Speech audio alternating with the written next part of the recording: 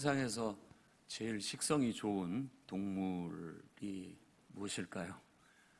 아마 코끼리가 아닐까 생각합니다. 하루에 최소 150kg 그리고 300kg을 먹는다고 해요. 아무튼 초식 식물임에도 불구하고 닥치는 대로 나무며 대나무며 못 먹는 것이 없을 정도로 다 먹는다고 합니다. 이빨이 튼튼해서 대나무 같은 것도 그냥 씹어서 먹고, 또 어지간한 나무 같은 것은 발로 쓰러뜨려서 짓이긴 다음에 코로 그것들을 다 잡아서 입에 넣어 우걱 다 씹어서 먹는다고 합니다. 심지어는 이 칼슘을 보충하기 위해서 동물들의 사체에서 뼈까지도 씹어 먹는다고 해요. 그게 코끼리의 영양분을 섭취하기 위한 나름대로 지혜로운 방식이라고 합니다. 그리스도인의 영적 건강도 이와 같이 영의 양식을 섭취하는 것과 직결된다 할 수 있겠습니다. 우리가 하나님의 형상으로 지음을 받았다면 당연히 하나님의 말씀이 우리에게 필요합니다.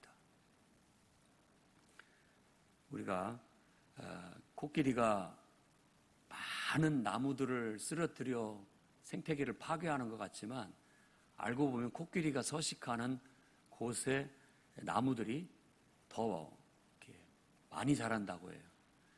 그 코끼리가 그 많은 걸 먹고 배설하는 배설물을 통해서 오히려 더 많이 번식을 하기도 하고, 또 그것은 생태계를 유지하는 데 아주 중요한 역할을 한다고 합니다.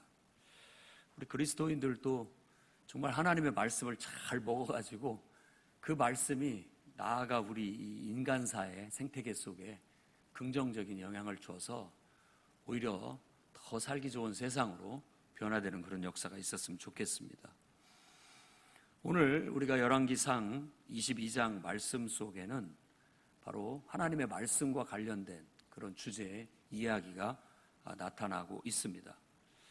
길르앗 라못이라는 곳을 수복하기 위한 전쟁을 위해서 모처럼 만에 적대적이었던 남북 관계가 군사적 동맹으로 우호적인 관계로 바뀌게 됩니다. 아합 왕과 여호사밧 왕이 함께 길르앗 라못, 그것이 원래 우리 땅 아니냐, 다시 그것을 수복하자는 그런 뜻을 같이 하여 한자리에 모이게 됐고, 여호사밧 왕이 그래도 선지자의 말씀은 들어봐야 되지 않겠습니까? 하나님의 말씀을 들어봐야 되지 않겠습니까? 해서 아합 왕이 400여 명의 선지자들을 대동하여 하나님의 말씀을 듣게 된다라는 이야기.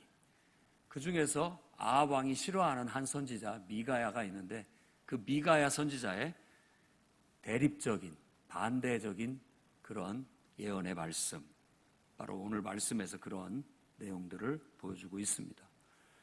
결국 아합 왕은 참 선지자의 미가야의 말을 듣지 않음으로 인하여서 결국은 전쟁터에 나가 왕복을 벗고 출전을 했지만 결국은 전사하고 말게 된다는 그런 이야기가 오늘 22장에 나타나 있습니다.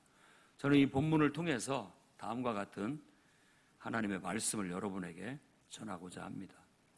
우리가 말씀을 잘 먹는 방법, 그 첫째로 저는 말씀을 통해 늘 은혜를 받자라고 말씀드리고 싶습니다. 말씀을 통해서 우리가 은혜를 받지 못하면 살아갈 수가 없습니다. 오늘 북쪽 왕 아합 왕, 그가 3년 전에 사실 아람과의 전쟁이 있었어요. 그때 전쟁에서 그가 열세했음에도 불구하고 하나님의 은혜로 하나님의 말씀에 전해준 선지자들의 말에 의해서 그는 2번의 전쟁을 승리로 이끌었습니다. 그때 그 아람의 왕 베나닷을 처단할 수 있었어요. 그리고 모든 것들을 다 그때 해결할 수 있었습니다. 길르앗 라못, 빼앗겼지만 그때 베나닷을 죽이고 그 땅을 다시 다 수복할 수 있었습니다. 그런데 그때 생각을 잘못해요. 하나님 말씀을 제대로 받아들이지 못하고 깨닫지 못한 아합 왕은 너는 나의 형제다 라고 하면서 베나단에게 호의를 베풀고 은혜를 베풀어 살려줘 버려요. 그리고 3년이 지났는데도 길르앗 라모 땅을 안 돌려줍니다. 이미 그때 살려주는 조건으로 그 땅들 다 돌려주겠습니다라고 조약을 맺고 돌아갔는데 돌려주기는커녕 목숨을 구명한 베나닷은 돌려주지 않습니다. 그러니까 이제 괘씸하고 이러니까 3년 후에 다시 그놈들을 가서 싸워서 빼앗자라고 해. 혼자 힘으로는 약하니까 남쪽 왕의 도움을 받아서 함께 전쟁을 치르게 된 것이지요. 이때 믿음이 좋은 여호사밧은 하나님의 말씀을 들어봅시다 라고 제의하게 되고, 그때 바로 400여 명의 선지자들과 미가야 선지자가 와서 하나님 말씀을 전하게 되는 겁니다. 이렇듯 어떤 중요한 일 앞에서 우리가 하나님 말씀을 듣는 것, 하나님의 말씀에 귀를 기울이고 그 말씀을 듣고 행동하고자 하는 것은 바로 하나님 백성의 오랜 전통이고 또 하나님이 창조하신 인간의 삶의 방식이기도 하다는 겁니다. 하나님 백성이면서 하나님 말씀을 듣지 않는다? 하나님 말씀을 먹고 살지 않는다라고 한다면 그것은 불가능한 일이라는 겁니다.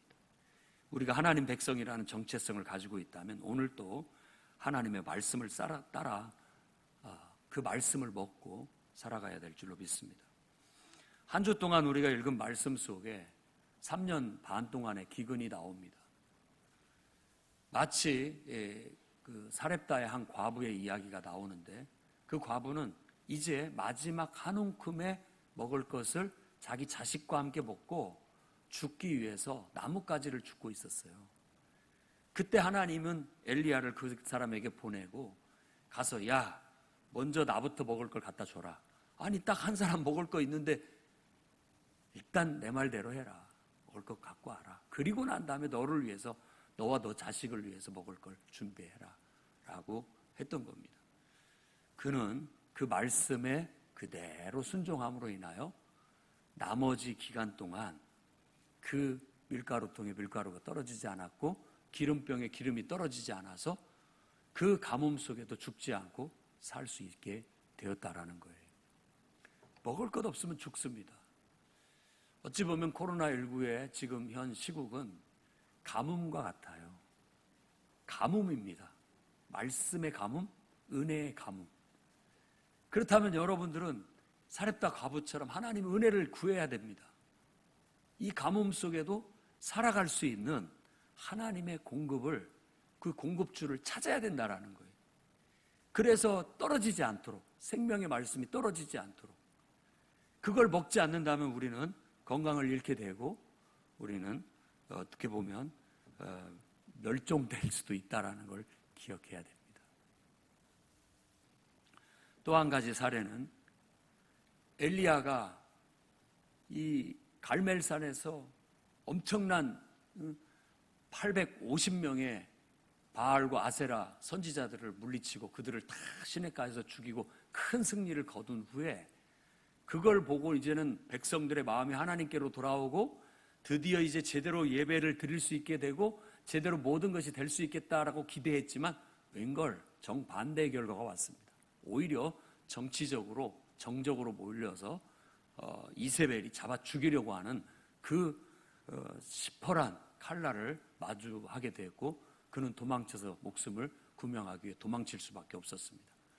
남쪽 땅 이스라엘의 제일 밑바닥 브엘세바까지 도망을 칩니다. 그리고서 자기를 모셨던 사환도 내보내버리고 광야길로 들어서게 되는 겁니다. 거기에 바로 로뎀나무 그늘 아래 잠들어 있던 그 엘리야, 결국 하나님께서 그에게 구운 떡과 물을 제공하셔서 기운을 차리게 해서 하나님의 산 호렙까지 가게 됩니다. 그 호렙이라는 신의 산에 한 봉우리에 동굴 속에 거기에서 낙심해서 있던 그 엘리야에게 야, 동굴 밖으로 나와라. 내가 네 앞에 나타나겠다 라고 하면서 아주 강한 바람 속에 그리고 또 지진 속에 불 속에 하나님은 계시지 않은 것을 보여주고 오히려 세미한 음성 속에 하나님이 나타났을 때 그가 옥깃으로 자기 얼굴을 가리고 하나님의 영광을 경험하게 된 겁니다. 그 엘리야가 치유되고 회복될 수 있었던 것은 기적이 아닙니다. 어떤 막 놀라운 역사가 아닌 거예요. 그 영혼 깊숙이 파고드는 세미한 하나님의 음성, 그 세미한 하나님의 음성이 지치고 낙심한 한 영혼을 살려낼 수 있었던 겁니다. 오늘 저와 여러분에게 필요한 것도 바로 이 하나님의 은혜의 말씀이라고 믿습니다. 여러분은 그 은혜의 말씀을 매일같이 경험하고 살아가고 있습니까?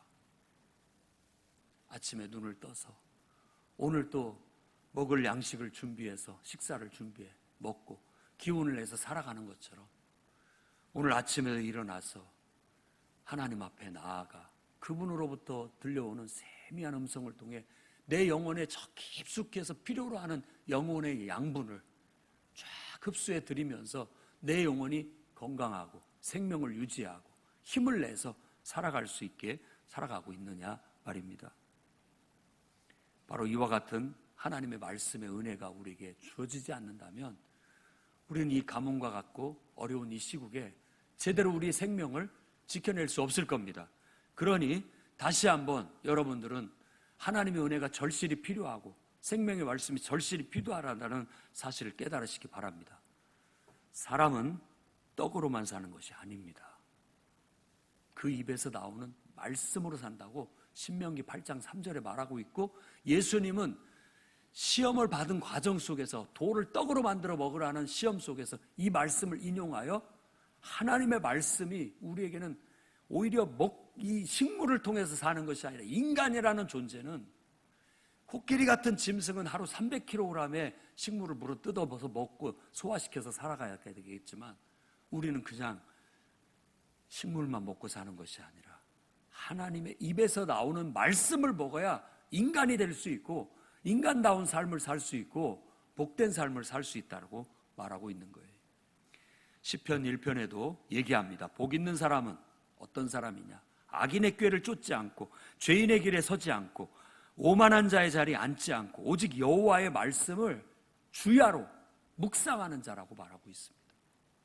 하나님의 말씀을 주야로 묵상하면서 그 말씀을 통해서 은혜를 받는 자는 시냇가에 심은 나무가 시절을 쫓아 과실을 맺는 것처럼 그 영혼이 형통할 것이다 라고 그 축복된 말을 하고 있는 겁니다. 여러분들이 하나님을 믿지 않는 사람이라면 모르겠지만 하나님을 믿고 섬기는 사람이라면 하나님의 말씀으로 살아가는 겁니다. 우리가 주야로 하나님 말씀으로 은혜를 받고 그 말씀에 철저히 순종하며 적용하고 실천하며 나아갈 때 우리는 시냇가에 심은 나무처럼 가뭄에도 해맞지 않습니다. 시냇가에 뿌리를 내렸으니까 생명의 근원에 우리의 뿌리가 닿아 있으니까 그분으로부터 가뭄의 사렙다 과부가 공급을 받은 것처럼 지치고 낙심한 영혼이 하나님의 말씀을 통해서 새 힘을 얻어서 다시 사명을 감당해 나갈 수 있었던 것처럼 우리들도 그분의 은혜로 그분의 입에서 나오는 생명의 말씀을 통해서 힘을 얻고 용기를 얻고 은혜를 받고 또 복을 받게 된다라는 사실을 믿으시기 바랍니다. 저는 올 한 해 여러분들이 다 시냇가에 심은 나무처럼 형통하기를 바랍니다. 다 가뭄이라도 여러분들만큼은 사렙다 과부처럼 공급받고 살아갈 수 있기를 바랍니다. 그런 은혜와 축복은 하나님 말씀을 통해서 오는 겁니다. 빛들의 아버지께로부터 가장 좋은 은사와 복이 여러분에게 부어질 수 있도록 그 통로가 막힘이 없이 정말 하나님의 말씀을 통해 은혜 받고 축복받는 여러분들이 다 되기를 바랍니다.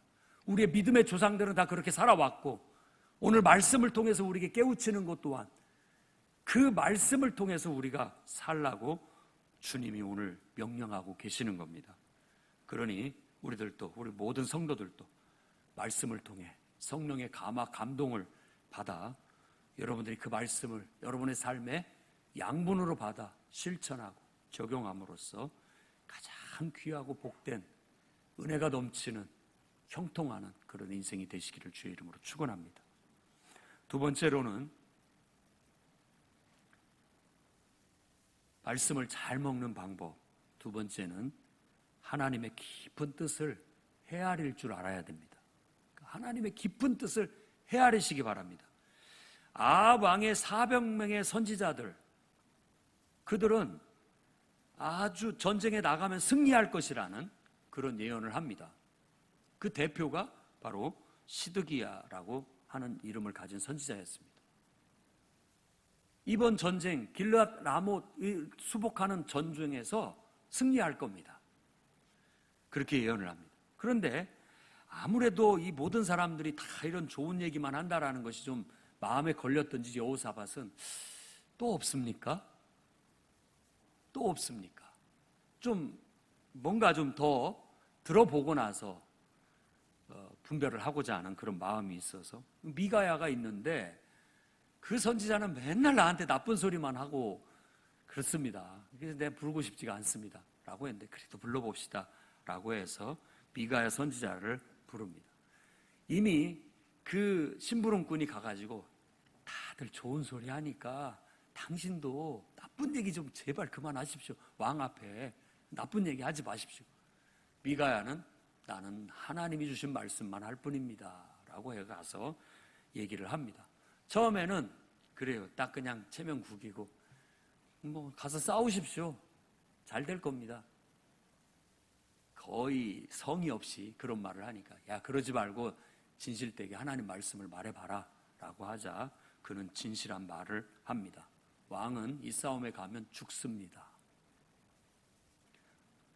내 그럴 줄 알았다고 맨날 나한테는 나쁜 소리만 하더니 이번에도 똑같이 나쁜 소리 하는구나 라고 그렇게 아합 왕은 받아들이는 겁니다. 그런데 이 미가야 선지자가 하는 얘기를 잘 들어보십시오. 그는 이 땅의 왕궁에서 하늘 왕궁의 얘기를 해요. 땅의 왕궁에서 하늘의 왕궁 얘기를 한다고. 그러면 지금 이 상반된 두 선지자들의 이야기가 거짓말을 누가 하는 거냐? 말씀을 잘 묵상해 보십시오. 사실 내가 일부러 거짓말을 하고 하는 건 아닙니다. 그런데 400명의 선지자들이 봤을 때는 하나님께서 축복해 주시니까 싸움에서 이길 거라는 얄팍한 하나님의 뜻을 봅니다. 그러니까 우리도 보면은 겉모습이 있고 겉으로 대하는 태도가 있고 속마음이 있어요. 진심이 있다고요. 겉으로는 괜찮습니다라고 하지만 속마음은 불편할 수 있는 것이잖아요. 겉으로는 그냥 괜찮습니다라고 하지만 속으로는 아닐 수 있다라는 거예요. 그러니까 우리가 하나님의 뜻을 분별하고 하나님 말씀을 받는 것도 겉으로만 보면은 오해할 소지가 있다라는 거예요. 그래서 그 진심을 헤아릴 수 있는 분별력을 가져야 된다라는 겁니다. 우리가 이 땅에서 이루어지는 일들만 바라보게 되면 지상 왕궁에서 이루어지는 일들만 보면 분명히 지난번에도 2번의 싸움에 걸쳐서 이겼고 그때 그 왕을 죽일 수도 있었는데 이번 싸움이야말로 싸워도 이번에는 우리 혼자만이 아니라 형제가 도와주고 있지 않느냐. 그러니까 이길 것 뻔하다라고 그들에게는 그렇게 해석이 됐을 겁니다. 그게 보편적인 생각이고 또 모든 사람들이 쉽게 하나님의 뜻이라고 분별할 수 있는 상황이었던 거예요. 그러나 정말 깊이 있게 한번 다시 묵상하고 들어가 보면 하나님의 진심을 보게 되는 거예요. 하나님의 진심을. 그때 하나님의 말씀을 들었을 때 베나다를 왜 처단하지 못했느냐는 거예요. 그때 불순종했던 아합 왕은 이번에도 결국은 패배할 수밖에 없다라는 거예요. 그걸 읽어내야 되는 겁니다. 우리의 싸움이 세상적인 싸움이라고 생각하면 안 됩니다. 우리는 늘 예수께서 금식하실 때 마귀와의 싸움을 싸우신 것처럼 우리도 이 사람을 보고 싸우는 것도 아니고 어떤 우리에게 주어진 현실을 보고 싸우는 것도 아닙니다. 우리는 그것 너머에 있는 영적인 영계를 볼 수 있어야 되는 거예요. 미가야는 바로 그걸 보고 얘기하는 거예요. 하늘 궁전을 봤는데 그곳에서 하나님이 회의를 주재하고 있어요. 그러면서 이 아합 왕이 불순종한 것을 알고 있기에 누가 가서 아합 왕을 유혹할 것이냐, 뭐 이렇게 이제 얘기를 하는 거예요. 그때 천사 중에 하나가 제가 해보겠습니다. 선지자들의 입에 거짓된 영을 내가 불어넣겠습니다. 거짓말하는 영을 불어넣겠습니다. 이게 사실은 선지자들이 거짓말을 하는 게 아니라 그들에게는 그렇게 보인 거예요. 그들에게 그렇게 보인 겁니다. 그래서 성경 말씀에도 그런 얘기가 있습니다. 예언을 멸시치 말고, 그렇다고 해서 예언을 다 믿지 말고 분별하라 라고 그렇게 얘기를 하는 겁니다. 그럼 우리가 사실 말씀을 듣는, 설교를 듣는 가운데서도 여러분에게도 하나님의 깊은 뜻을 헤아릴 필요가 있습니다. 설교자가 말하는 말씀이 그 말씀 속에서 하나님의 진심을 여러분들이 받아서 여러분의 삶에 적용을 해야 된다라는 거예요. 그건 여러분의 몫인 거예요. 자, 코끼리가 대나무도 먹고 막 통나무도 뜯어먹고 씹어먹고 또 뭐 짐승의 뼈도 막 씹어먹어요. 다 거칠은 것을 먹지만 그가 소화시켜낼 수 있는 것은 40% 정도만 소화를 시키고 나머지 60%는 다 배설물로 내보낸답니다. 그 속에는 각종 나무의 열매, 씨 이런 것들이 있어서 배설물을 통해서 또 다른 생태계가 활성화되는 거예요. 또 코끼리로 똥 때문에 냄새는 안 난다고 해요. 못 살겠다는 그 원주민들도 이제는 그 똥을 가지고 어떻게 활용할 수 있을까라고 해가지고 지금은 그 똥을 희석해가지고 종이를 만든대요. 왜냐하면 거기에는 다 소화시키지 못한 거칠은 섬유질들이 많이 있기 때문에 그것으로 종이를 만들 수 있다고 하는 거죠. 활용하는 거잖아요. 하나님의 말씀이, 제 말은 개떡같이 말해도 찰떡같이 하나님의 뜻을 알아들으면 된다라는 거예요. 대개 여러분들은 교회를 선택할 때 설교 잘하는 목사님을 찾을지 모르겠습니다. 그러면 목사님은 어떤 성도들을 찾을까요? 설교를 잘 듣는 성도를 찾을 거 아닙니까? 그러면 설교 잘하는 목사를 찾고 설교 잘 듣는 성도를 찾으면 서로 계속 평행선만 가가지고 서로 합의가 이루어지지 않게 될 겁니다. 화합이 이루어지지 않게 될 거예요. 거꾸로 생각하셔야 됩니다. 거꾸로. 늘 말씀은 자기에게 적용을 해야지, 남한테 적용을 하려고 하면 평생 가야 해결이 안 됩니다. 해결이 안 돼요. 늘 개인적으로 자기에게 나를 향해신, 저를 통해서, 저의 입을 통해서 나오는 저 말이, 그 말을 통해 하나님께서 나에게 주신 은혜는 무엇인가 라는 걸 찾아내야 되는 거예요. 100% 중에 나에게 양분이 되고 나에게 유익이 되고 내게 생명이 될 수 있는 하나님의 말씀 40%를 찾아서 내 영의 양식으로 삼으면 해될 게 하나도 없는 거예요. 나머지 불필요한 것은 다 배출을 하는 겁니다. 그것은 또 다른 어떤 또 생태계를 이루어 나가는 것처럼 변화를 일으켜 나갈 수 있게 되는 것이죠. 여러분은 항상 설교자가 완벽할 수 없어 완벽하게 하나님 말씀을 딱 봐서 완벽하게 여러분에게만 딱 각색된 꼭 필요한 영양분만을 똑 던져줄 수는 없습니다. 그것은 여러분의 몫이에요. 여러분의 몫이라. 거기에는 불필요한 것도 있고 거기에는 여러분들한테 해될 것도 있고, 그렇지만 그 중에 분명히 여러분에게 필요한 말씀, 생명의 말씀, 유익한 말씀이 꼭 있거든요. 그것을 여러분들이 찾아서 소화시켜서 그것이 여러분의 영의 양식이 되고 능력이 되게 되는 겁니다.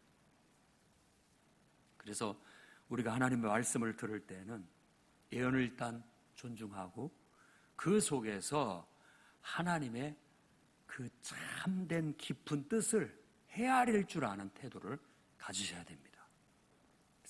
그래서 나한테 이런 말씀을 주셨을 거야 라고 생각을 하고 그걸 받아들여서 내 개인적으로 적용을 해나가는 것이 필요하다는 거예요.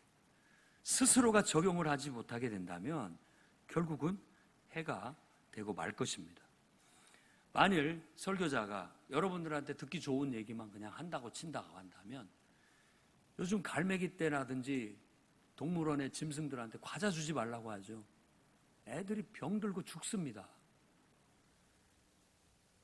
걔네들도 그런 것들은 달콤하고 좋으니까 낼름낼름 받아 먹다 보면 정말로 자기 몸에 유익한 것들이 왔을 때는 맛을 잃어버리고 먹지 않게 되고 결국은 죽고 만다라는 거예요.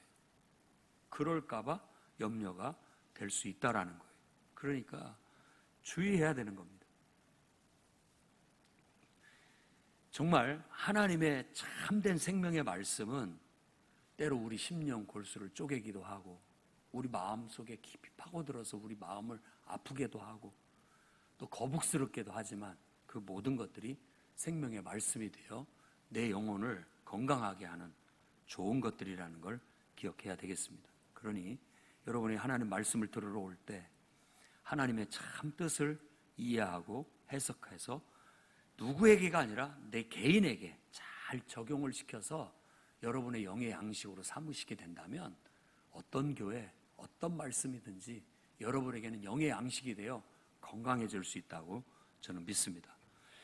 특히 우리가 복음의 원리나 성령의 감화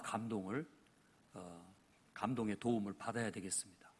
늘 말씀이라는 이 예수 그리스도, 인격이 되어서 이 땅에 오신 예수 그리스도와의 그분 안에 거하는 것, 그분을 떠나면 안 됩니다. 예수 그리스도 안에 거할 때 그 말씀이 내게는 다 유익이 돼요. 그래서 복음의 원리를 딱 지켜야 되고요. 오직 살아도 주를 위하여, 죽어도 주를 위하여. 내 모든 것들은 주님을 위하여. 모든 말씀이 그렇게 해석되고 연결이 돼야 되겠고요. 성령의 감화 감동을 통해서 내게 직접적으로 관련된 말씀이 살아나야 돼요. 성령의 감동이 없는 말씀이라면 사실은 우리에게 직접적으로 감동을 주거나 영향을 끼치지 못하게 될 수 있기 때문에 그렇습니다. 그런 말씀들이 여러분 속에 깊이 들어와서 내재화되고 그것이 여러분의 삶에 적용돼서 행동과 말 속에 나도 모르는 사이에 나타나게 된다면 우리는 하나님의 말씀대로 살아가는 아주 훌륭한 그런 삶을 살아갈 수 있게 될 겁니다. 세 번째로는 하나님의 말씀을 잘 듣는 태도, 잘 먹는 방법으로 세 번째로는 사사로운 감정을 개입시키지 말라는 겁니다. 모든 사람들은 듣기 좋은 말을 원합니다. 긍정적인 말, 복된 말, 축복된 말 이런 것들을 다 원하죠. 그런데 때로는 부정적인 말이라든지 책망의 말을 다 불편해합니다. 그런데 저는 이것에서 여러분들이 다 걸르되 정말 건강한 기분 나쁨은 받아들이셔야 됩니다. 책망을 받고 부정적인 말을 들었는데 이 영혼 깊숙이에서 오는 왠지 시원함. 정말 그게 그래 기분은 나쁘지만 필요한 거야 라고 받아들일 수 있는, 그러니까 기분 나쁜 건강함이죠. 이런 것들을 우리가 흡수해 드려야 됩니다. 만일 사사로운 감정을 가지고 아합 왕이 미가야는 늘 나를 불편하게 하는 선지자야, 그 말만 듣고 있으면 기분이 나빠서 마음이 탁 닫히고 전혀 듣고 싶지가 않아. 이렇게 딱 됐을 때 결국은 그 말을 무시해서 결국 시드기야 가서 그 뺨을 때린 것은 그 말씀을 뺨을 때리는 겁니다. 무시하는 겁니다. 결국은 그를 감옥에 가둬버린 것도 말씀을 가둬버리는 거예요. 그 결과 그는 결국 전장에 나아가 죽음을 맞이할 수밖에 없었어요. 두려웠던 나머지 여호사밧 왕에게는 왕복을 입혀서 내보내고 자기는 그냥 왕복을 벗고 왕이 아닌 것처럼 나갔지만은 성경 말씀에는 어떤 사람이 우연히 쏜 화살이 갑옷도, 그 갑옷과 갑옷의 연결 부위, 그 솔기라고 하는 거기에 화살이 뚫고 들어와서 상처를 입어 또 전쟁이 너무 심하니까 거기서 빠져나오지도 못하고 빨리 지혈을 하고 치료를 했으면 살 수 있었지만 전쟁이 끝날 때까지 그 전장에서 빠져나오지 못하여 너무나 많은 피를 흘려 결국은 죽고 말았다라고 그렇게 얘기하는 겁니다. 결국 저는 이 아합 왕이 보여준 것은 사사로운 감정의 개입으로 하나님 말씀을 내침으로 인하여 그에게 이런 결과가 찾아왔다라고 생각해 볼 수 있다라는 겁니다. 어떤 선입감을 갖고 말씀을 대한다든지 또 사사로운 감정이나 편견을 가지고 말씀을 대하게 되면 말씀이 왜곡되게 되고 결국 그 말씀이 내 속에 들어오지 못하게 됨으로써 우리는 손해를 보게 됩니다. 오히려 기분 나쁜 그 건강함이라는 그 말씀이 우리 속에 들어와서 차라리 내 영혼을 살려낼 수 있고 내 앞에 있는 위험을 모면할 수 있게 된다면 그건 내게 복이 될 수 있는 것이죠. 그러니 선입감을 품고 말씀을 듣지 않도록 주의하시기 바랍니다. 책망의 말씀이라도 하나님의 말씀으로 받아 여러분들이 순종하며 나아가게 된다면 다가올 위험을 피할 수 있게 될 것이고 오히려 하나님이 예비하신 더 큰 은혜와 축복을 누리는 삶을 살게 될 줄로 믿습니다. 지금과 같은 가뭄 속에 여러분들이 생명의 말씀을 잘 섭취해서 건강하게 살아가고 여러분들이 또 그 말씀을 잘 섭취하고 배출함으로 인하여서 이 사회도 이 국가도 여러분 때문에 더 활성화되는 복을 얻는 그런 나라가 될 수 있기를 주의 이름으로 축원합니다. 기도하겠습니다. 거룩하신 주님,